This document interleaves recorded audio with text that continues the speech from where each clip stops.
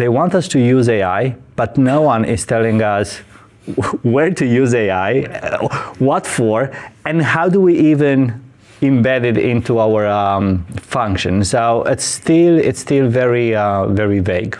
That being said, problem framing is the method that brings the right people together to align on a shared definition of the problem.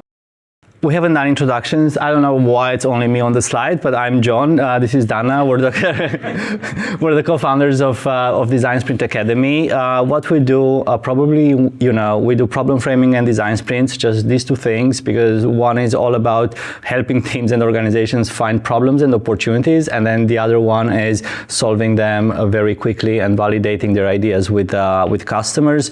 We're working mostly with large organizations, have trained a few thousand people over the course of the past 7-8 years, and we have some thriving communities in London, in Berlin, and Riyadh. We started in Riyadh as well. It was like a lot of appetite for innovation.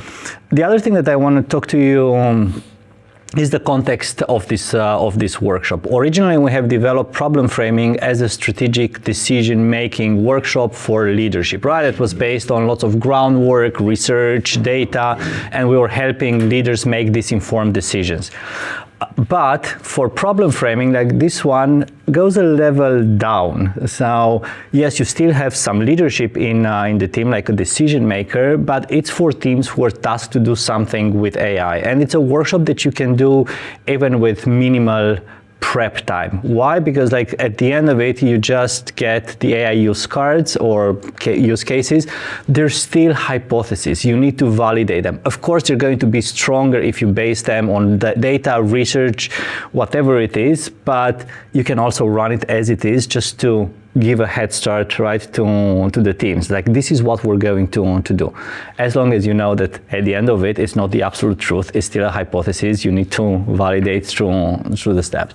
So it's a workshop we're doing almost at a team level, so they can get started with AI when they're being told, do something about it.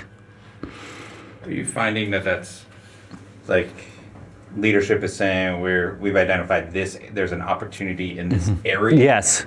And now we're saying, okay, in this area, let's frame the problem. Exactly. And this is the exact context in which we've used it. To give you that example from the construction company, the leaders said, we want to use AI for safety in construction. Like, it's a huge opportunity area, and it could go into many different directions, but then what are the exact use cases? And that's something that we solve with problem framing. And it involves actual subject matter experts, right, to figure out like where they could deploy the AI. Because leadership is not going to go as deep as telling you, do this application with AI. They're going to say, we want to use AI somehow. I was in a call with somebody else from the States, huge company, 5,000 people or something like this. And their CTO and CEO, they both said, like, we want to use AI as of next year. This guy, he was a product manager, a program manager in the product team. But he was saying, like, they want us to use AI, but no one is telling us where to use AI, what for, and how do we even embed it into our function. So it's still very, very vague. So why this mix matters, I think it's obvious, right? Because whenever we're coming up with these use cases, we want to make sure they're feasible, right? From a technical perspective, but also in this case, legal and compliance as well, because those could put some like really big blockers to what's feasible and what's not. We want to make sure that's desirable, that customers want it, and it's viable as well, that we can make a business case out of it. Because again, one of the reasons so many pilots die is they're completely disconnected from business goals, and it's just like random experiment, and we just want to make sure that we hit all of these three dimensions, and that's why this mix is so relevant. There's also different definitions of the problem, right? Depending on who you're asking. You might have leadership saying like, we're not growing fast enough, or we want to use AI for growth. Maybe the design function is going to focus more on customer problem and experiences, processes and want to remove friction there. Engineers are going to be all about, okay, what technology, what models can we build, like how do we actually execute this?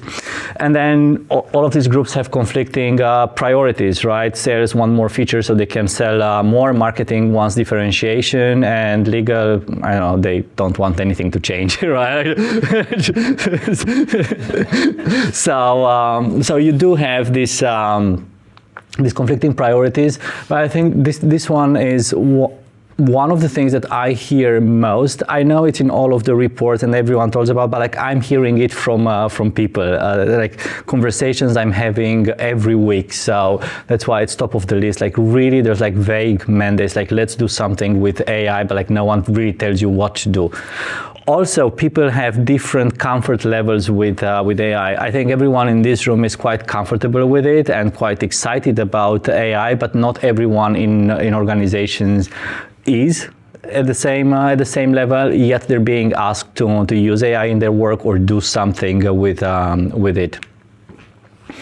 Also, what we're seeing is that everyone is pretty much doing the same things, like experimenting. Everyone has access to the same tools, more or less, you know, moving forward apparently at the same speed. So there is a need for differentiation. So that's why we feel it's a reality in most organizations today, where you have different definitions of what the problems are, conflicting priorities, definitely vague mandates, the different levels of comfort with AI, which are still existing, and then pretty much doing the same thing. We're experimenting a lot, we're trying this, we're doing AI training, like everyone is kind of doing the same thing. The result so far is not great from what I've seen and experienced, from what I'm reading as well. I don't think we're at that point where AI has like a super transformative impact, but like I'm very excited about the potential of it. That being said, problem framing is the method that brings the right people together to align on a shared definition of the problem, right? And it's a method that turns these vague mandates into a very clear opportunity that's differentiated, right, and can be funded inside the organization. That's what we're doing with problem framing.